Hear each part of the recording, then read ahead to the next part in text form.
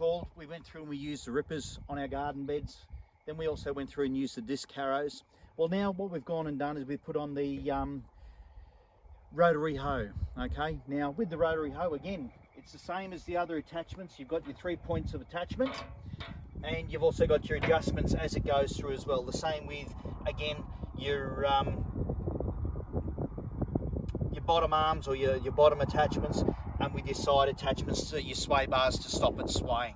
Okay, again with the rotary hoe, you're best off to have it in basically a level position, straight up and down. Sometimes it's advantageous to tilt it a bit more forward to get a bit more depth as you're going along, and you'll work that as you go through. Now, being that my tractor has got hydraulics, you want to actually put this on float. Okay, so in the front there you've got up and down, and then when you push it past the point, it actually goes into float. So as it's moving along, it moves along with the ground, up and down with the ground, not at one particular point, because if you put too much pressure on the actual unit with downward pressure, you can literally stand the wheels off the background.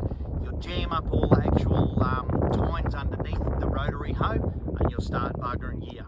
Now, when you go to put it on, you've actually got two attachments here, have got pins on the side, and they've also got a locator on the actual main shaft that goes through to the housing of the gearbox, and the same to the other end with the tractor that comes out of your PTO. It's got a spline there, it only goes on one way, and again these little pieces here push across and let it go through until it locks into the actual part that's got a recess in there to actually help hold it.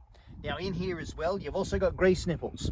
There are two on this machine here, two on here on this particular part. One here and one at the other end, okay?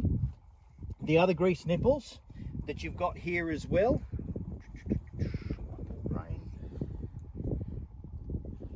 is one underneath here, then on the other side here as well, you've got another grease nipple here as well. Now they've all been greased, it's all good, it's ready to go. All the attachments are all good, the actual parts on the back are fine. Now one thing you've got here as well, you've actually got your oil level.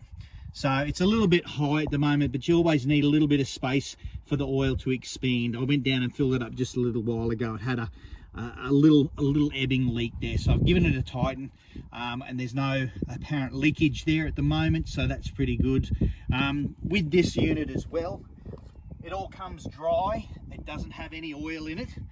On this side here where you've got the chain or the sprockets, depending on whether it's chain or sprocket driven, this one, if I'm not mistaken, is chain driven, you actually have to fill this up as well.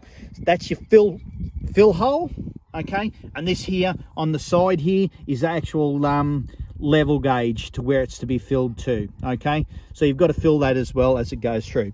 Now, the PTO and this gearbox, it's for a 55 horsepower tractor. It's probably about 65 or 70 horsepower gearbox.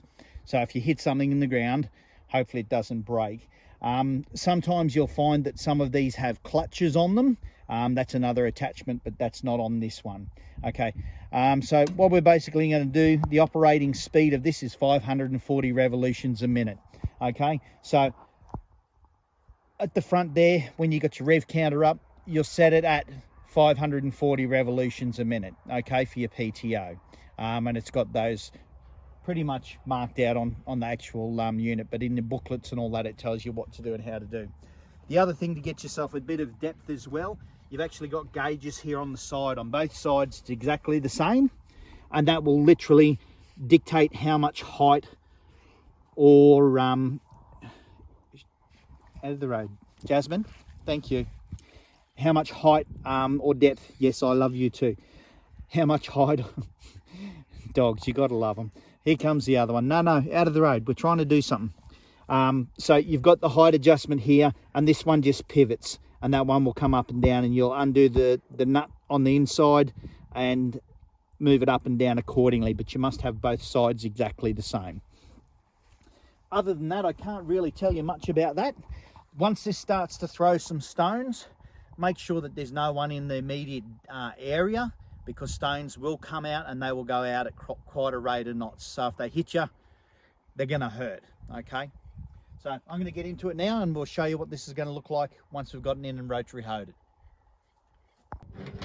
Okay, one of the other things I didn't mention is this guard on the back here. It's actually got a couple of different settings, but where it is at the moment it should be free swinging, so it shouldn't let all the rocks flick out backwards and all the dirt. It should hopefully keep it mostly there.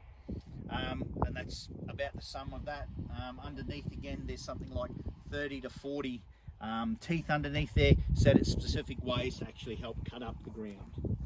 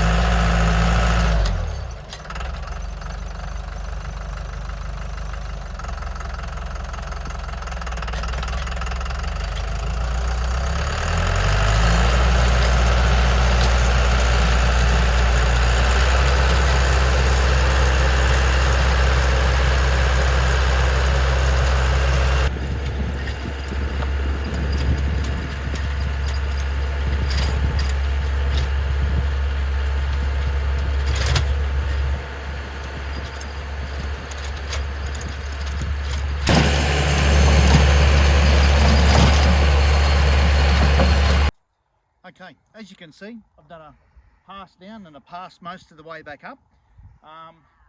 It's working quite well. You have to have the tractor in a low gear, in low range, in low gear, to go through and do it quite nice and neatly. And it's also picking up some of the spots that weren't quite well ripped, but it's also picking up some rocks and all that as well.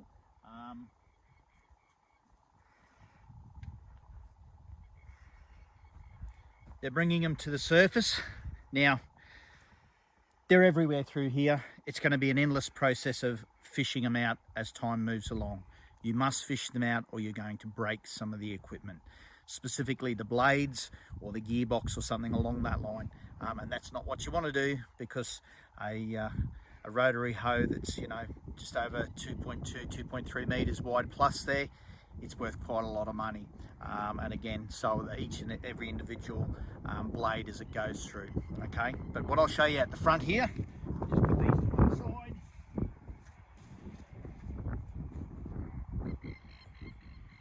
Near the fence so I can pick them up later on. He's out the front here. Oh.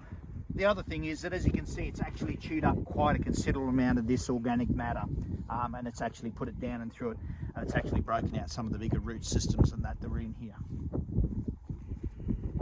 Around the front here, you'll see as you're driving along, because the rotary hoe is marginally larger than the actual footprint of the tractor, I come over the row I've just done only marginally, and it will leave no wheel tracks in here as it goes along, so it makes it look nice, neat and tidy. And it's very, very aerated and very soft. Again, the rotary hoe, it's not good for your worms. In some aspects it's not good for the ground in certain ways. Because this hasn't been used, I'm trying to work it up so it makes it easier for me to work, and there'll be less and less usage of this as time moves along in the vegetable gardens and whatnot, as it moves through. But again, as you can see, the rocks,